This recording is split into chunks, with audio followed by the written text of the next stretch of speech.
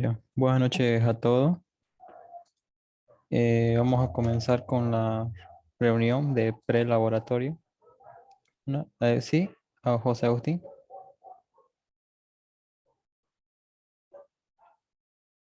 Una consulta me dicen ya. Sí, estoy grabando la clase. Ya. Nos quedamos en el que era en el laboratorio, o mejor dicho, pre-laboratorio de propiedades físicas de la materia, que era el número 4. Continuamos con el número 5, que vendría a ser cálculos estequiométricos. Bueno, como siempre, el objetivo, ¿no? El objetivo que tiene que estar en el informe del laboratorio que usted o del prelaboratorio de las reuniones que ustedes estén haciendo. Dice, mediante cálculos ponderales, determinar el peso equivalente del zinc. Y vemos el fundamento teórico. Peso equivalente. Aquí tenemos al lado derecho una fórmula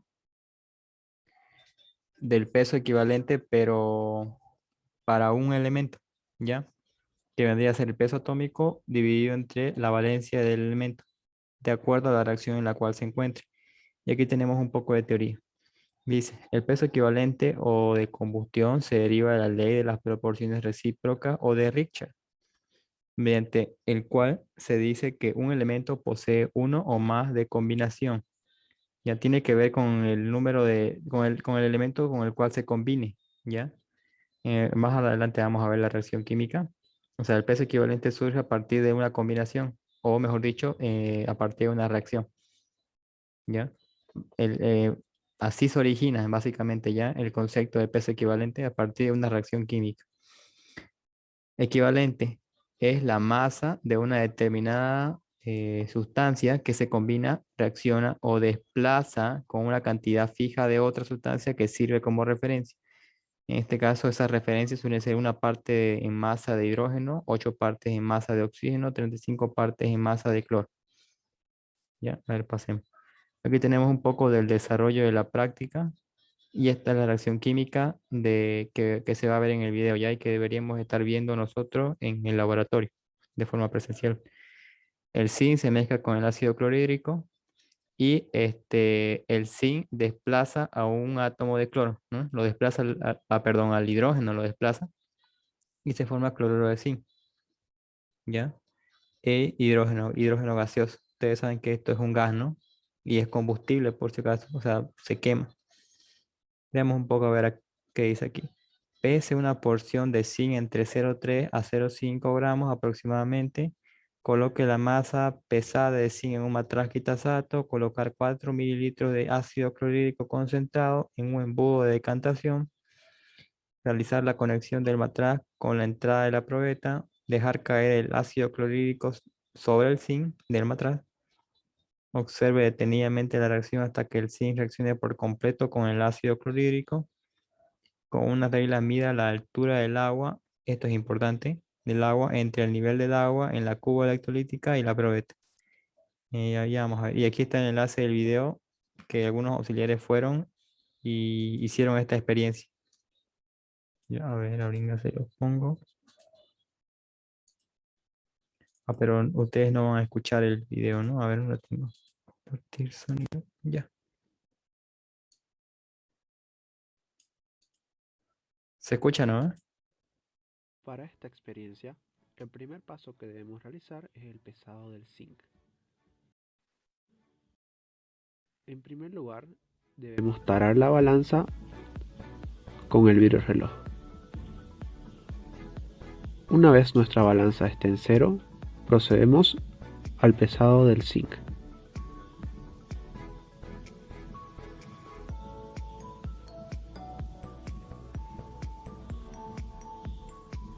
Con mucho cuidado, vertimos las granallas de zinc hasta tener una masa de aproximadamente 0,3 gramos, teniendo cuidado de que no se nos pase ninguna partícula de zinc que sea muy pesada. En caso de que sea muy pesada, se puede retirar.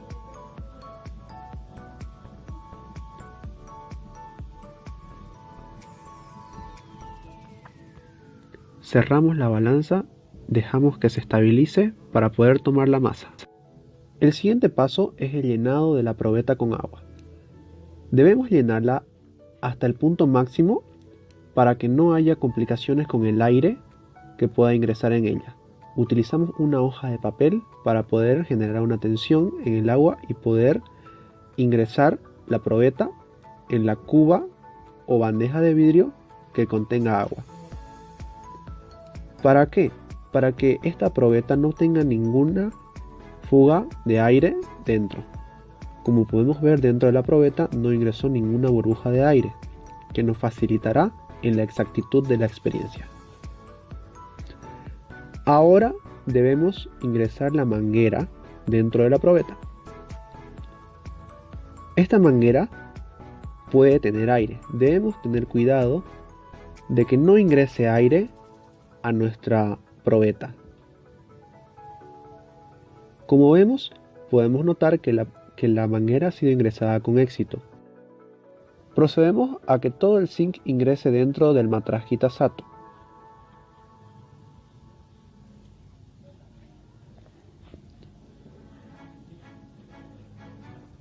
Ahora debemos cerrar el matraz Kitasato con el tapón y el embudo de decantación. Debemos asegurarnos de que éste tenga un cierre hermético. Para mayor seguridad, utilizamos vaselina entre el tapón y el matraz Kitasato. Esto para que no existan pérdidas de gas en esta zona. Nuestro paso siguiente es con el ácido clorhídrico concentrado.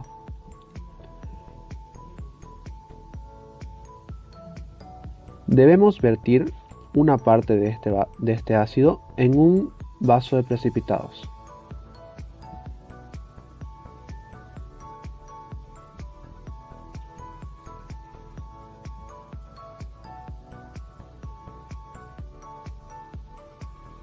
Con nuestra pipeta de 10 ml medimos un volumen de 5 ml. Este ácido clorhídrico estará en exceso.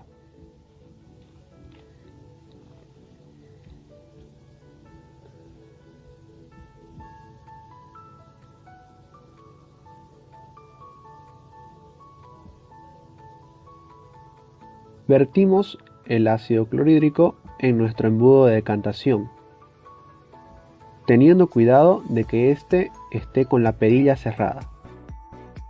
Una vez todo listo, procederemos a realizar la reacción.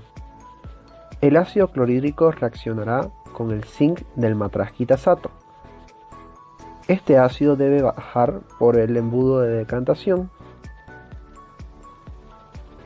teniendo en cuenta que no se acabe todo. Desprenderá el hidrógeno que pasará por la manguera y se posiciona en la parte superior de la probeta, desplazando el agua.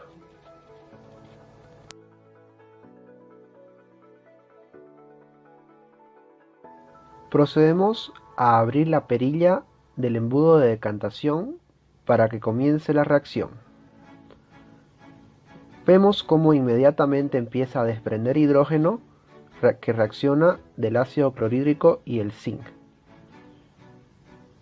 En la probeta podemos ver cómo se posiciona el gas del hidrógeno en la parte superior, desplazando el agua.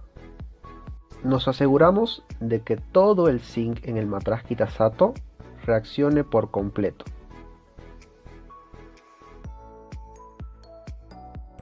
Es importante aclarar de que el ácido clorhídrico no debe bajar por completo. Siempre debe haber un excedente porque si no, nuestro hidrógeno podría escapar por nuestro embudo de decantación.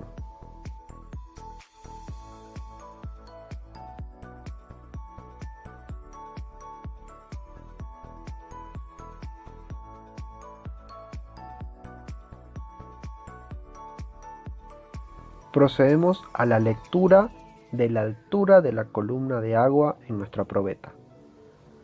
Esta altura es aproximadamente 14.8 centímetros.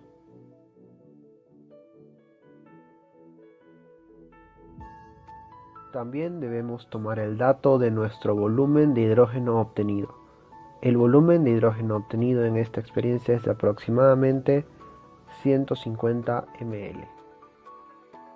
En nuestra probeta están ejerciendo ciertas presiones. En esta parte tenemos la presión del hidrógeno, luego tenemos la presión hidrostática del agua y no debemos olvidar de la presión de vapor de agua. Estas tres presiones se encuentran en equilibrio con la presión atmosférica ejercida sobre la bandeja de vidrio.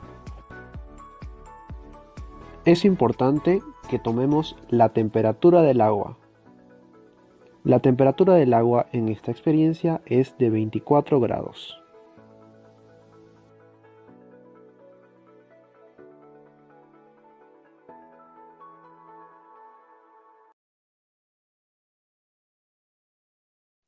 Ya, a ver, hagamos algunos comentarios de lo que hace en el video. Ya. En primer lugar, ¿alguien me quiere comentar algo de lo que hizo en el pesado? ¿Alguna observación que haya notado? El vidrio lo puso en cero.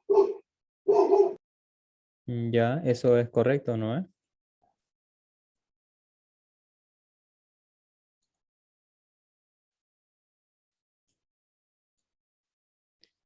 Aquí miren, le hago énfasis en esta observación.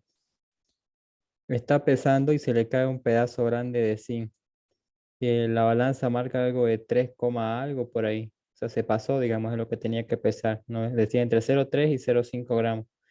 Ya, ese tipo de cosas pueden pasar, digamos. Uno se puede pasar a la hora del pesado. O sea, se excede, digamos, ¿no?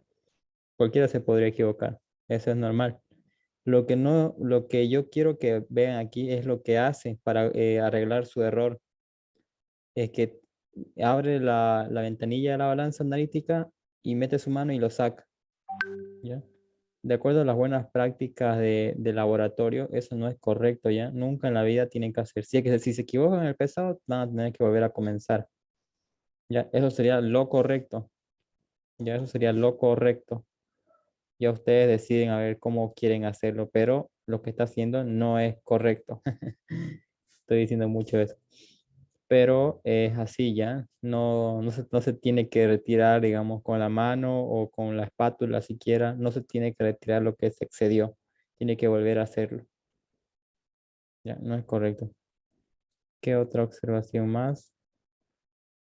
Em, la probeta está invertida y graduada, o sea, cada línea, cada graduación me marca una medición de volumen. Ya, el objetivo de que esté así la probeta es para recibir el hidrógeno, ¿no? Así como dice en el video. Recibe el hidrógeno y se puede cuantificar cuánto gas de hidrógeno en mililitros hay. ¿Qué más? Eh, por aquí vi otra cosa sobre el termómetro. Les quiero mostrar. ¿Dónde está?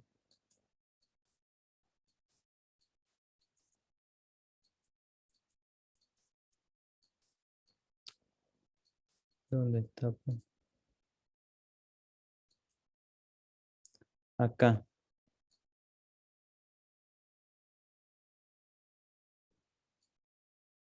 Miren cómo le hace para poder medir la temperatura del agua. Esto no es correcto ya. O sea, soltó el termómetro directamente en la cuba electrolítica. Capaz no tenía quien le ayudara y lo dejó así, digamos, porque está grabando como ustedes pueden ver. Pero el bulbo, esta partecita roja del termómetro, es roja, a veces suele ser gris. No debe tocar las paredes del material, ¿ya? Va a marcar otra temperatura. O sea, ahorita está midiendo mal. Debería solamente tocar el agua, ¿ya? El fluido. Ahorita no está bien la medición de la temperatura, ¿ya? O sea, no es correcto medir así. Esas observaciones sería bueno que se las anotaran porque más que seguro más adelante van a tener que medir temperaturas con algún termómetro. ¿Ya? ¿Qué otra observación más veo? Ah, otra observación más que hizo. Miren, Aquí en este frasquito ámbar lo que tiene es el ácido clorhídrico. ¿Ya? Y para evitar contaminar en este frasquito el ácido clorhídrico, no toma ácido clorhídrico directamente de aquí, o sea, no pipetea directamente el frasco. Lo trasvasa un poco a un vaso de precipitado y de ahí pipetea, ¿ya? Porque si metiera la pipeta aquí para sacar ácido clorhídrico, estaría contaminando toda la muestra, ¿ya? Y eso no es correcto. Así que lo que está haciendo es una práctica buena, ¿ya? Está bien lo que está haciendo. Se trasvasa un poquito a un vaso de precipitado. Y como es ácido clorhídrico, este ácido suele ser bastante, ¿cómo se llama? El término correcto es fumeante, ¿ya? O sea, que expede vapor, bota vapor, se evapora rápido. O sea, ustedes lo tienen ahí y lo van a estar respirando. Le va a empezar a picar o a arder un poco la garganta, ¿ya? Así que tiene que ser rápido y con barbijo. O en una campana, ya en una campana extractora de gas. También otro detalle que veo que hace es que pipetea, vean, saca ácido clorhídrico, está sacando,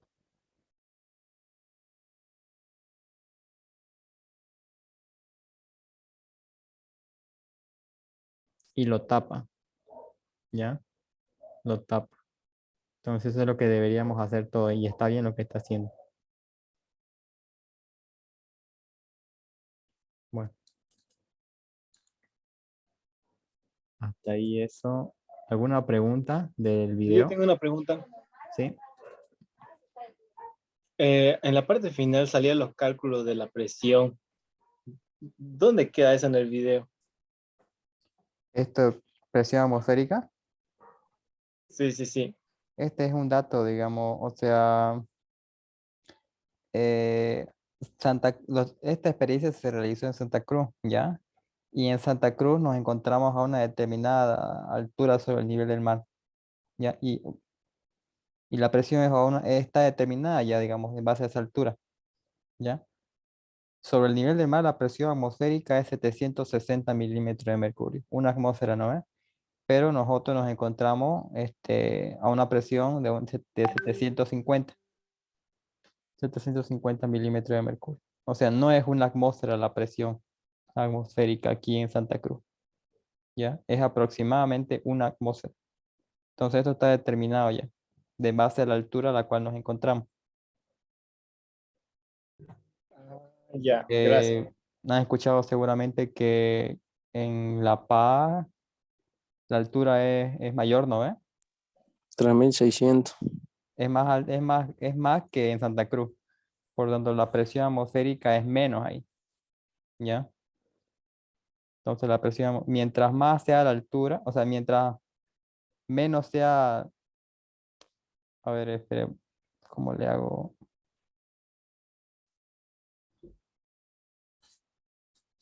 Digamos que esto es La Paz y aquí tenemos una masa de aire, ¿ya? Ese aire es lo que nos ejerce presión sobre nosotros, ¿ya? Y aquí está Santa Cruz. ¿Ya? No sé si La Paz realmente solamente es el único departamento que está a una gran altura sobre el nivel del mar, pero es así, ¿ya? Entonces, mientras más sea la distancia, mayor va a ser la presión. ¿Ya? Mientras menos sea la distancia, menor va a ser la presión. Bueno, ahí queda. Entonces, a mayor altura, menor presión.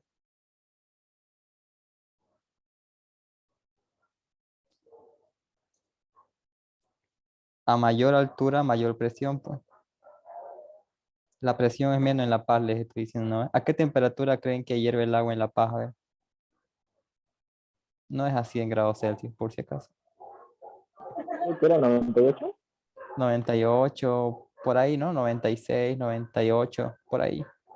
En Santa Cruz es algo de 99, algo por ahí. ¿Ya? O sea, la distancia, ¿no? Mientras mayor sea la distancia del aire entre el suelo en el cual nos encontramos nosotros, mayor va a ser la presión, ¿ya? O sea, hay más aire, digamos, aquí ejerciendo presión sobre nosotros que en La Paz. Hay menos aire. ¿Ya? ¿Se entienden? Por eso es que a veces dicen, ah, no me falta el aire, creo que dicen, ¿no? Cuando van de viaje algunas personas. Bueno, eso he escuchado. La verdad es que nunca he viajado. Nunca he viajado a La Paz. Pero así funciona, ¿ya? Esto vendría a ser como la altura. Ahí está. H, altura, ¿no?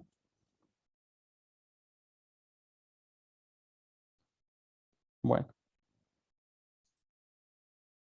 a esto ahorita lo vamos a ver. Ahorita vamos a hacer los cálculos con estos datos de aquí. ¿Alguien tiene alguna pregunta?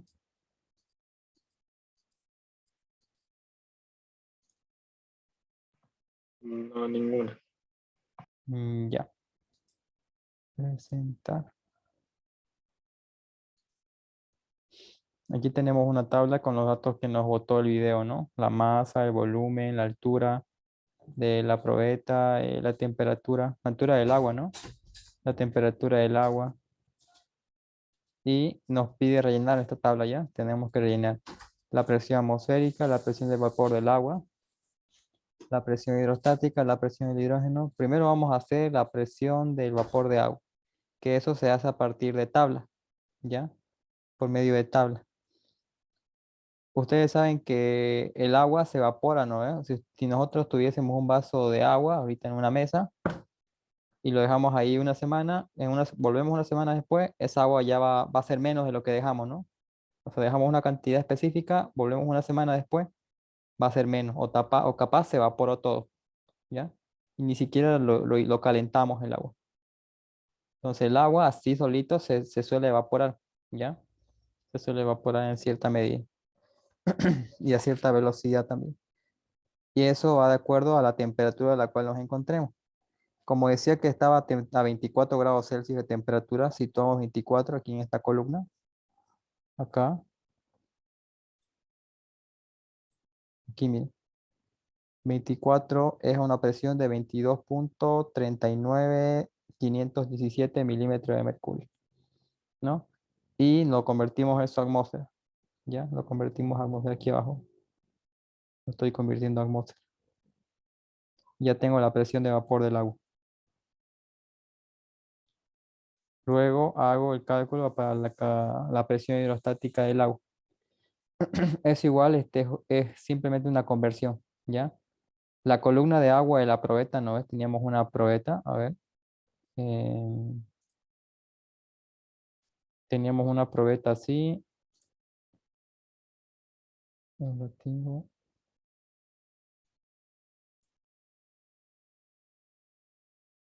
Donde teníamos agua, ¿no? Esa columna de agua,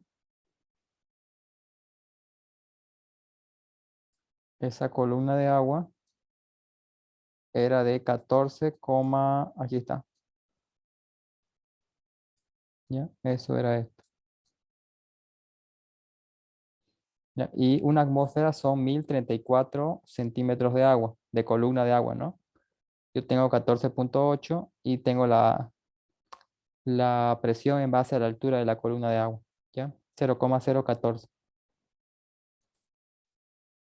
Estos datos de aquí, de aquí, venga, se los encierro. ¿Cómo cambio? Ah, acá está el color. Este dato de aquí ya está tabulado por si acaso ya. Miren aquí. Ah, no, esto es otra cosa. Bueno, pero este dato que está encerrado en rojo, una atmósfera son 1034 centímetros de agua. Está tabulado así. Es como decir que es el equivalente a decir que una atmósfera son 760 milímetros de mercurio. ¿Me doy a entender ahí? 760 milímetros de mercurio es una columna de milímetros de mercurio, ¿no? Que representa una atmósfera. Se aplica lo mismo para el agua, pero esta vez en centímetros.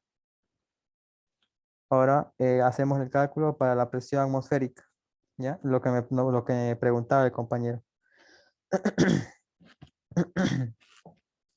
En base a la altitud, ¿ya?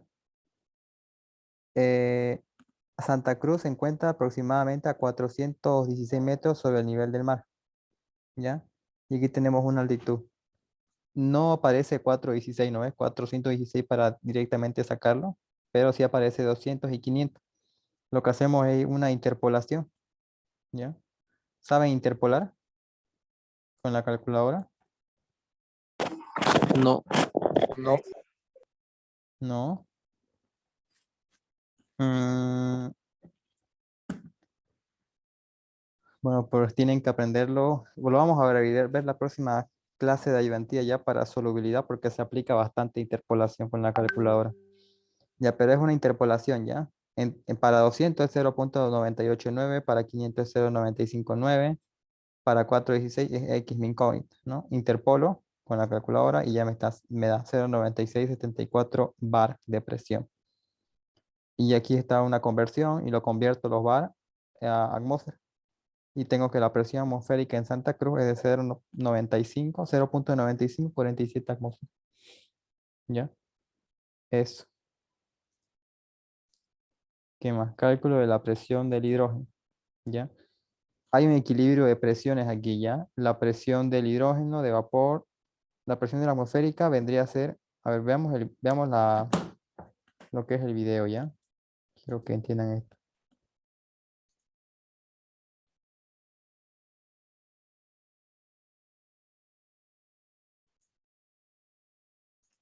Aquí, miren.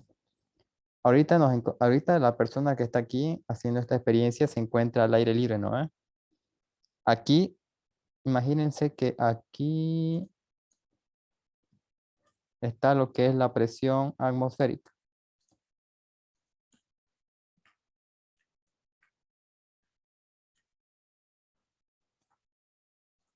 Ahí está, presión atmosférica, ¿ya?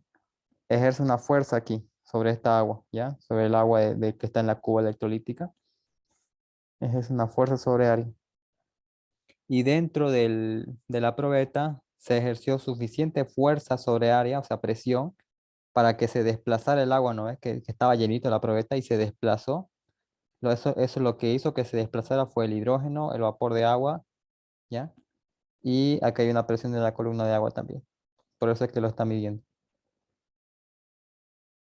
A ver, presión es fuerza sobre área. Ya quiero que tengan claro eso. Fuerza sobre área, ¿ya? Y aquí imagínense que esto es un círculo y el círculo tiene un área, ¿no ves? Los círculos tienen un área y esta columna de agua ejerce también una fuerza, ¿no ves? Porque tiene una masa. Ejerce una fuerza sobre esta área de acá. Entonces está ejerciendo presión, ¿ya?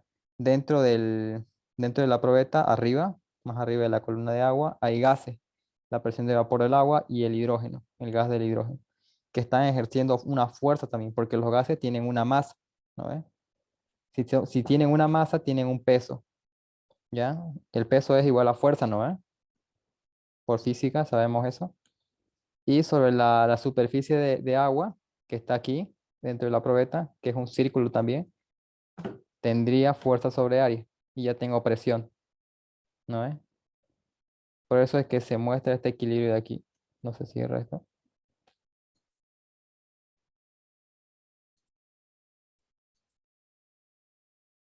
La tengo. Borrar todo.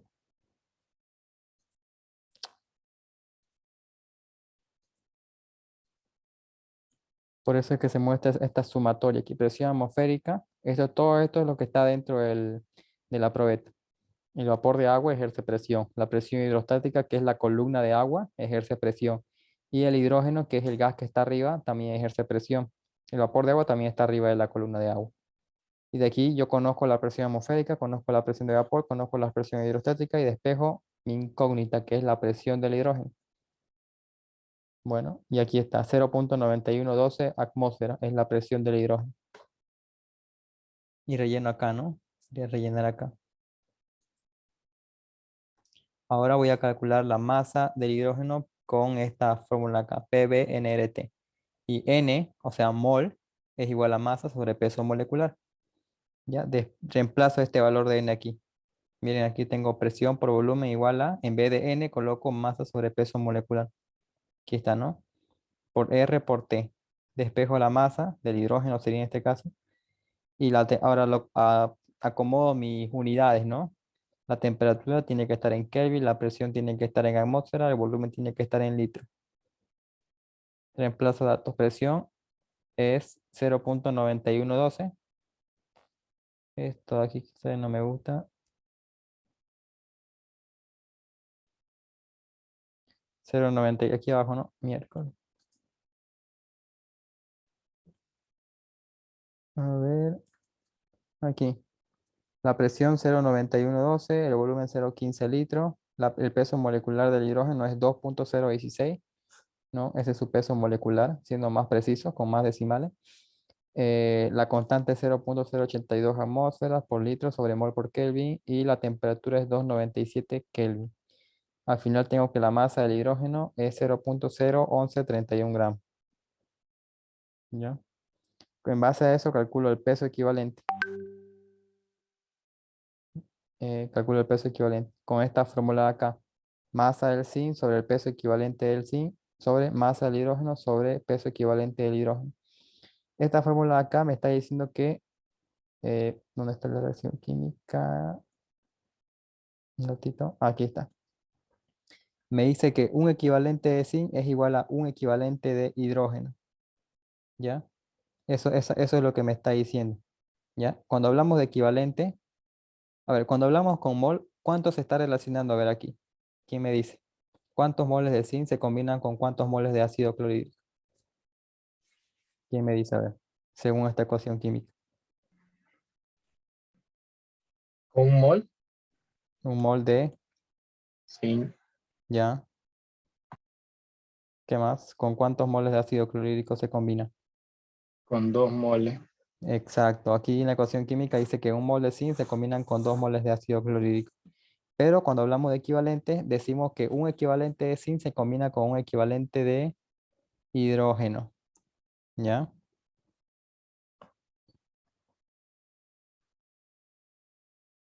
¿Dónde está aquí está. Por eso es que hacemos esta igualdad. ¿Ya? Por eso es que hacemos esta igualdad de acá. Esto es equivalente por si acaso. Solo que no está muy desarrollado. A ver, un ratito. Peso equivalente es igual a equivalente dividido entre... No, no, no, esperen, estoy mal. Es masa sobre equivalente. Así, ¿no? Y ahora de esta fórmula de acá despejen equivalente. Sería este equivalente que pasa aquí a multiplicar y peso equivalente pasa a dividir. Lo mismo que esto, ¿no es? Entonces me queda de esta forma. Despejo el peso equivalente del zinc.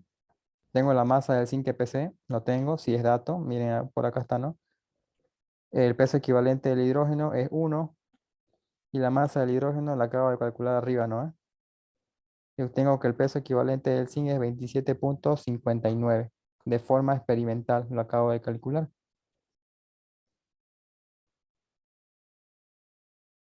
¿Ya?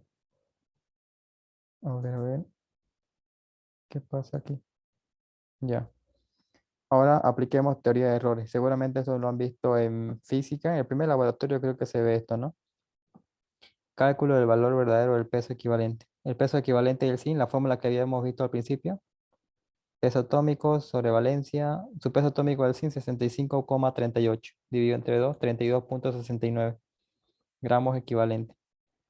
Valor verdadero sería este de aquí, ¿no? De forma teórica, lo más preciso posible, 32.69. El valor experimental fue lo que calculamos con toda la experiencia que hicimos, 27.59. Entonces, hallamos el error absoluto. El valor absoluto del valor verdadero menos el valor experimental. Me da que el error absoluto es 5.10, ¿no? El error relativo es el error absoluto sobre el valor verdadero. Me da que es 0.156.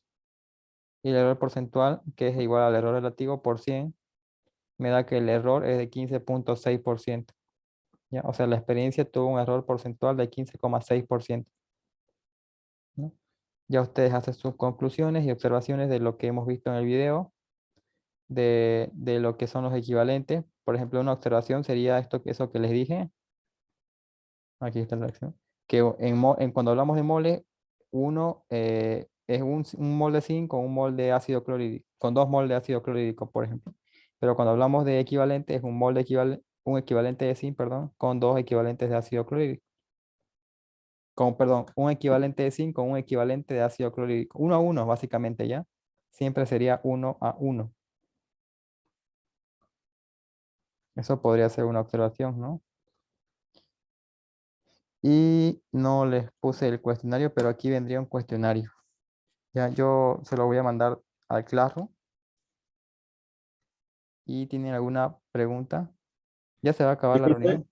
yo tengo una pregunta antes que se acabe la reunión. Sí, vamos a volver a conectarnos. Ya. ¿Qué iba a decir? Hay cálculos aquí, ¿no? Sí, Ah, ya. todos estos aquí. Lo ponemos en la parte de cálculo, ¿no? Sí, estaría en la parte de cálculo. Buena pregunta. Bien Ya. para aclarar.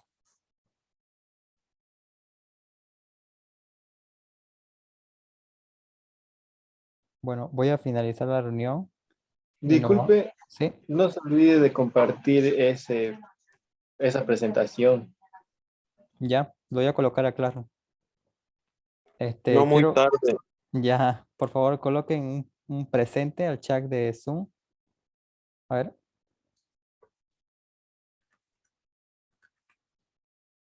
Este es el laboratorio número,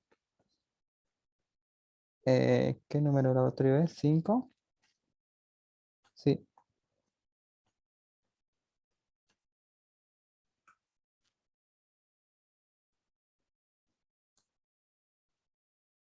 ya colocaron todos el presente. Se va a acabar la reunión y quiero guardar. Disculpe, el examen va a ser de todos los laboratorios que hemos pasado, ¿no? Aún no hemos hablado de eso con John Wilmar.